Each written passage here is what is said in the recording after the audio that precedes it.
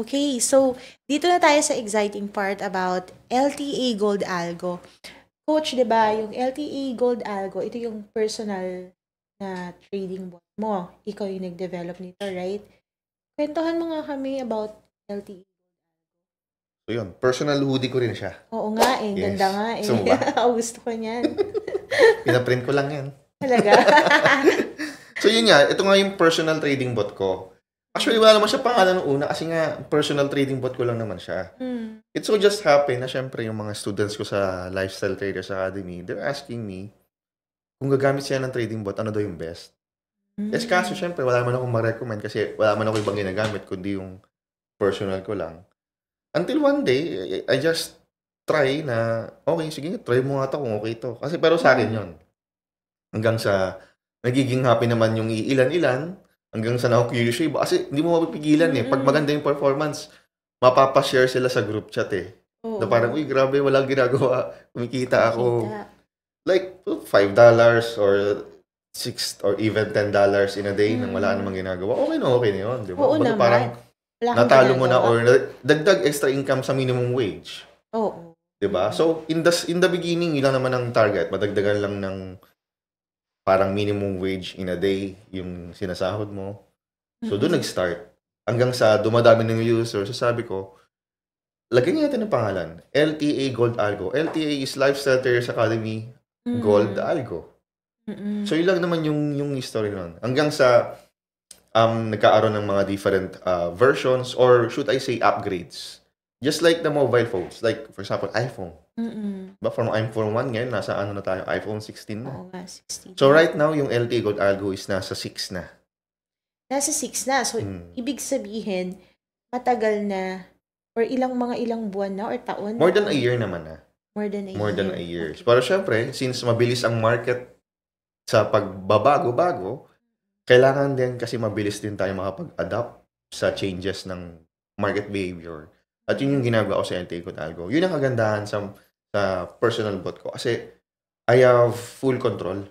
So kung may na akong gustong baguhin, alisin, idagdag, magagawa ko. Oo nga. So, that means kapag ako, gumamit ako ng LTE Gold Algo, magkakaroon ako ng passive income. Yes, kasi Right? si LTE Gold Algo na ang bahalang mag-trade para sa'yo.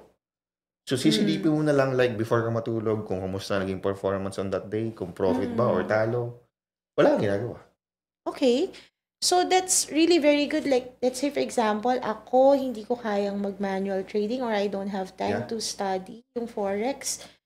Yung LTA Gold Algo, ay pwede kong gamitin regardless of kung employee ako, housewife ako, or what. Okay lang, Yes. no? Unang-una, perfect siya sa mga taong busy. Yung walang ganong oras sa ibang bagay.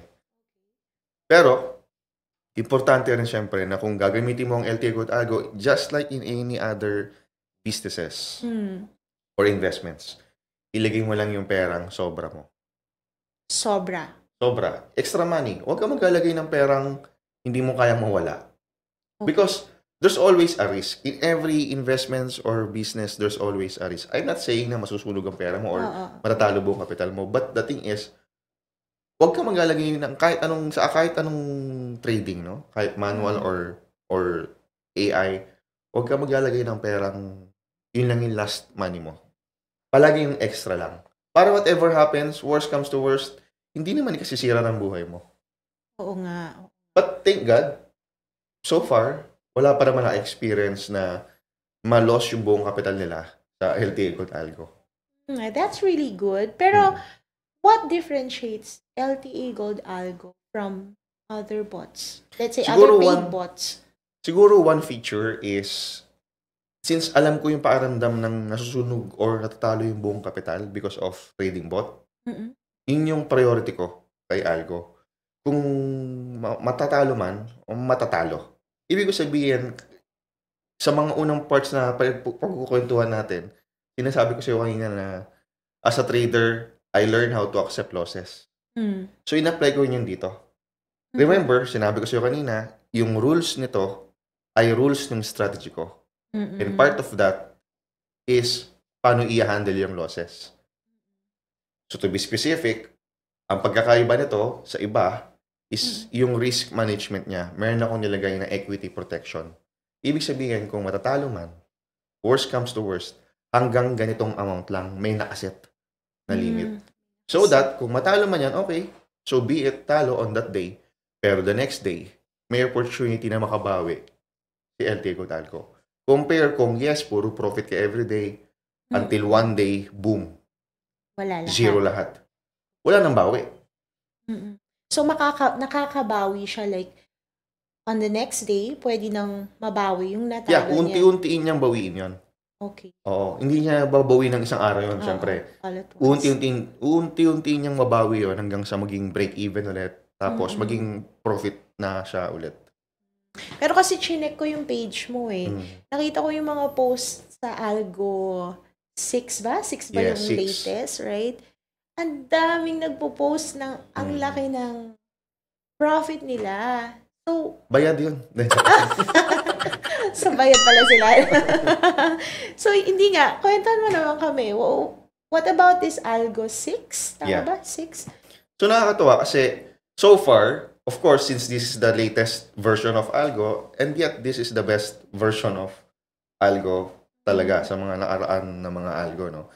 The thing is, every time na magkaroon ng bagong version, it's the product of the lessons that we learned from the previous versions.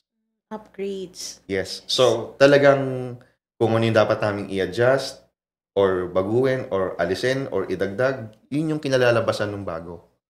So, every time na magkaroon ng bagong version or upgrade, expect mo na maging mas better talaga yon. The goal is, makarating dun sa pinaka-the best version of Algo pagdating ng panahon. Because wala namang perfect. Again, walang perfect. May mga losses pa rin talaga dyan. But the thing is, nandun tayo sa journey na pagdating ng panahon, ito yung money-making machine natin na bubuhay sa atin. At kasama ko yung mga users ng Gold Algo sa journey na yon.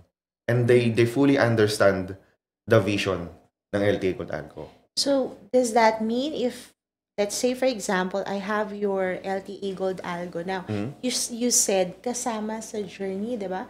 So, ibig sabihin pag meron ako nitong Algo na to ngayon, hanggang sa mga susunod na upgrades, meron na ako nun. Pwede mo magamit lahat, even yung mga future versions, of course. Okay, that's good. So, parang habang nag-upgrade ka, wala na akong ibang iintindihan because... Wala na. Kasabay ka na nung pag-angat. Yes. Yes. Kasabay talaga. Kasi yun nga yung journey natin. Okay. Kaya yung, dagdag ko lang, no? Kaya yung mga, syempre yung mga users, may mga napapansin din sila na possible hindi ko napapansin. So, every time na meron sila mga comments, Coach, sana ganito. Coach, baka may ganito. Pinapainggan ko yung mga yan. And then, kakausapin ko lang din yung aking tech support. Guys, what if ganito gawin natin? So, it's a collaboration talaga. I have a team for this. So, it's not just you. Yes. I have a tech team na nagmamanage ng LTA Gold Algo. At, yun, dun namin naaayos lahat. Okay, pero Coach, let's say gusto kong magkaroon ng LTA Gold Algo. Paano? Paano gagawin ko? Mamaya usap tayo. Mamaya pa. After nito. Okay. Diba, baka sabihin nila may no-offer ako eh. Pero kung gusto mo, nga. sa Facebook page ko. Sa Facebook page, which is yung LTA. No, the Lifestyle Trader na Facebook page. So, pag the chinat mo Lifestyle yun, Traders. meron akong admin na sasagot doon. So, last na lang kasi nga na-intriga nga ako dun sa LTA Gold Algo 6 kasi may nakita ako nag-post $2,000+ yung profit niya. As in? Grabe, no? Oh, Alam mo, huwag ka maniwala doon. bakit? Hype lang ba yun? Hype lang yun. Huwag ka maniwala doon. Pero So, kung hindi gusto mo totoo. ma-experience yun, you should see it for yourself. I mean, there's no guarantee. I mean, kung nakita mo man yun, lagi mo tatandaan, past performance is no guarantee of future results. Okay. Kung yun yung pinost niya, nagkataon na nung buwan na yun, yun yung kinita. But it doesn't guarantee na every month ganun. Possible, pwedeng mas mataas or pwedeng mas mababa. So, that's the disclaimer. The past, what is that again, Past Coach? performance is no guarantee of future results. So, dapat... In Tagalog, Google Translate mo na lang. Mamaya natin pag-usapan. Kasi baka sabihin nila, po-promote ako eh. Pero kung gusto mo makita or masubukan, just inquire sa aking Facebook page, The Lifestyle Trader. Okay. So, sa The Lifestyle Traders page. Ang dami naman kasing Lifestyle Trader page na sumusulpot ngayon. Actually, akala nilang sipag-sipag ko gumawa Kaya ng Facebook page. But the thing is, hindi po ako yun. Okay? So, paano malalaman? Napakarami pong masipag gumawa ng mga fake and dummy accounts. So, lagi niyo po tatandaan na yung Facebook page ko po na The Lifestyle Trader will never send you, number one, a friend request. Kasi it's a Facebook page. So, there's no way para ma-add ka as a friend. Second, never po kitang i-chat for the first time. Like, mag-hello ako sa'yo or kamusta ka ang trading mo? Are you a follower or a fan? May mga ganun tanong kasi sa mga mag-message I will never do that. I have no reason to do that.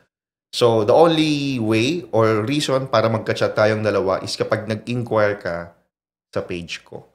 So, and also, gamitin ko na rin to para sabihin to, no? Wala po akong ino-offer na investment. Na nagpa-promise lang. Kasi, yung mga poster na to, pagka nag-reply ka, yari ka. Pero, hindi ka na niya natatantanan. Oo nga naka-receive nga ako Tapos, o-offeran ka niyan ng mga 2,000 mo, magiging 40,000 pesos. At saka hindi. The way makipag-usap sila, iba. Naka-Google Translate kasi yon. Okay. So, dapat vigilant. Pero, alam mo, minsan kahit obvious na hindi ako yung kausap, tipong tinranslate lang yung English into Tagalog at sobrang lalim. For example, tinagalog nila yung trading. Ang Tagalog, marunong ka ba mga lakal? Kaya nga, mga lakal. Alam mo, hindi ako yung kachat mo Pero, nakakalungkot kasi kahit obvious na scam yung kausap mo, may mga nadadali pa rin, unfortunately. Nga. Hindi mo naman masisi kasi lahat naman tayo gusto lang naman kumita. Yes. So, let's go to advices and tips. Unahin mo na siguro yan, Coach. Ano yung ma-advise mo dun sa mga tumitingin sa page mo or gustong magkaroon ng, passive income para hindi sila madali ng mga scammer na yan? Okay, number one, unahin na natin yung mga dummy accounts. Okay? Number one, kung yung account ay unang chinat ka at mag-o-offer or mga ngamusta, definitely, hindi po ako yun. Okay? Kaya, gaya na sabi ko kanina, the only reason na magkausap tayo is pa-inquire ka. Pangalawa, yung pakikipag-usap sa'yo. Pag alam mong sobrang Tagalog na Tagalog o malalim na Tagalog or barok na Tagalog. Barok. Google translated na yan. Okay, so wag na. At the same time, kung may mga i-offer man, you do your own due diligence. Pag may sinabi na company or product, Google it. Research mo yan. Diba? So, at the same time, kung may mga too good to be true na offer, like, isipin mo, 2,000 pesos mo magiging 40,000 pesos. 40? 40,000 pesos. Like, common sense. Kung totoo yun, bakit pa sila manghihingi ng 2,000 mo? Pero teka, merong Pero meron pa rin talaga. May madadali talaga. Sa mga ganun? Meron. In pero fact, kahapon nga lang may nag-chat sa akin. Yung 5,000 pesos niya, naging 257,000 pesos. Paano nangyari daw? Magic. Nawala. Trading nga raw. Crypto. The thing is, kapag nakikita mo yung pera mo lumalago because of their platform, mabibilib ka. Matutuwa ka. And pag nag-withdraw ka, doon lalabas yung scam. Pag nag-withdraw ka, they will ask you to pay some fees or some sort of tax para ma-withdraw mo yung pera mo. Yun na yun. Teka. So, pagka nag-withdraw ka, dapat walang ganun eh. Okay. The thing is, ginagawa nila yun para madagdagan pa yung pera mo. May content ka ba regarding this para if ever? Yes, actually buti na nasabi mo yan. No? Sa YouTube ko, mayroon akong content dyan na kunin mga red flags about scam in trading. So, yan, panoorin mo yan dyan. Yan yung content ko nun. Sinabi ko rin dyan kung paano ako na-scam. Kasi naging biktima rin ako before ng mga ganyang scam. Kaya, I know the red flags and also, I know how it feels during the process of scamming. Talagang mabubulag ka. Kasi talagang mapapaniwala ka. Oo, ako, sobrang tangang-tanga ako sa sarili ko nung time na yun. Baga parang akala ko wais na ako eh. Oo, pero sabi ko, yun pala yun. Nakakabobo na parang inis na sa sarili mo. Pero, wala eh. Marirealize mo na lang pagka nawala na eh. Pero during the process, wala. Tuwang-tuwa ka pa. Parang, uy, legit to na. Pag-withdraw. Diba? Kasi nga yung experience daw, that's your best teacher, Yes. diba? So, wait, you have a YouTube page, right? Yes. Oh, what can they get from it?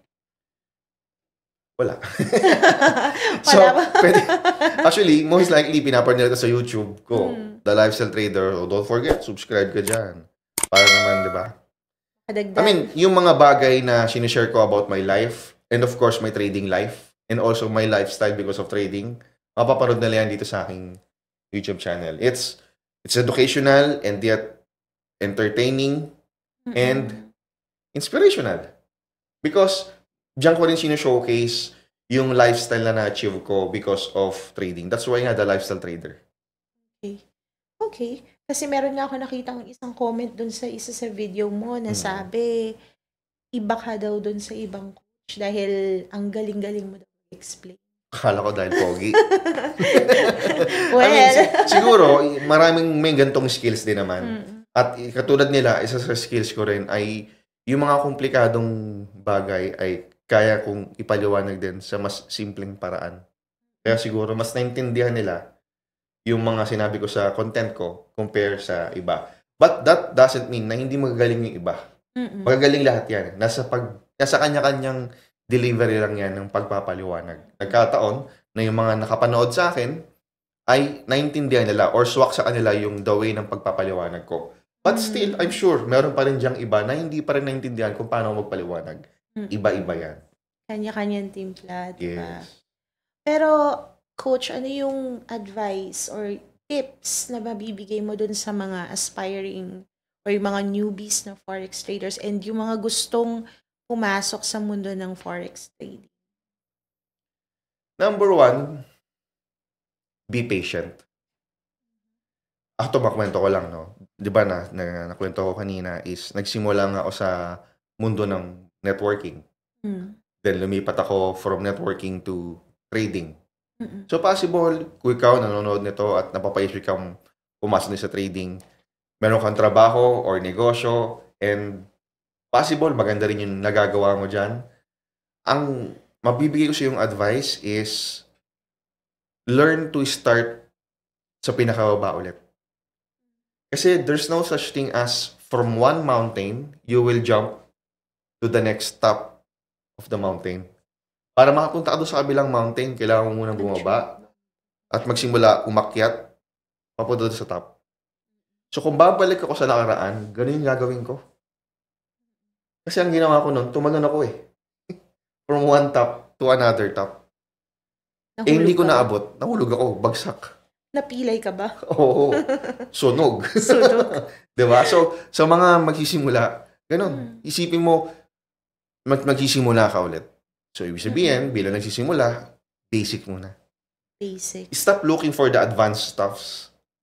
You will never get to the advanced kung hindi mo alam kung anong basic. Okay. Coach, 3 common mistakes ng mga new traders dapat iwasan na nila. Number 1, akala natin sa trading mabilis ang pera. Akala nila get rich quick scheme to. Why? Ang dami kasi nagko-content na nalaking profit eh. Ay. Which is nakaka-hype talaga. Marami ka mapapanood na ito dating squatter, ngayon naka-Lamborghini na dahil sa trading. Those success stories na pang-hype, di ba? Huwag kayong ma-hype sa ganun. Number 1, hindi nyo naman alam kung ano yung pinandaan nila to get that. If totoo nakuha nila yon, di ba? So yun. Quick Number 1, hindi get rich quick ang trading. So, wag magmadali. Number 2 na common mistake is going all in agad sa mga pagte-trade nila. Walang risk management, which is normal for a newbie. Diba? And nag-go over trades. Most likely talaga sa simula, magkakamali ka. And siguro third, kapag trade ka kagad ng real money mo. Again, sabi ko kanina, di ba? Be patient. So, okay lang na huwag ka muna mag-trade ng real money. Practice muna. Pwede ba yun? Oh, meron namang mga demo account eh. So, be patient. Parte ng be patient is huwag madaling kumita. Aral muna. chances are kasi, gusto natin kumita agad eh. Kaya doon tayo napapahamak. Kapag marunong ka na ba, kailangan mo pa rin ng continuous learning or okay na yun? Okay na yun, de, charot. Siyempre, palagi pa rin na continuous yung pagdadagdag mo ng skills in every aspect in life, in every career, in every business, in every job. Kailangan pa rin may continuous eh. Para mag-grow ka. Kasi pag hindi ka na nagdagdag or wala ng growth, mabu-burnout ka eh. At doon ka na nawawalan ng reason or motivation to continue. So in trading, ganun din. From time to time, kailangan mong ina-update yung sarili mo. Kasi just like the market is also updating. Nagbabago yan. So pag ang skills mo or sarili mo, hindi mo in-update, magiging outdated ka. May-expire ka. So ano mangyayari sa funds mo? Pag trade ka, mag-expire din. Oo nga, Diba? oo nga. So, pero what's the legacy that you want to leave behind your community? Legacy. I want to be remembered. Yes, kala mo naman talaga. Pag sinabi nilang Nico Mendoza, ay, pogi yan. Hindi, I mean, legacy is like, at least naging parte ako ng buhay nila na because of LTA Gold Algo, nagkaroon siya ng decent source of passive income, and also through my Lifestyle Careers Academy, natuto sila ng isang high income skill which is trading. Something na sapat na para hindi nila ako makalimutan na naging parte nila ako ng buhay nila. Diba? At isang sabi lang nila ng pogi, okay na ako dun. Pero pwede ka ba nila i-message anytime? Like if they need help, na may message ka ba nila personally? Bakit?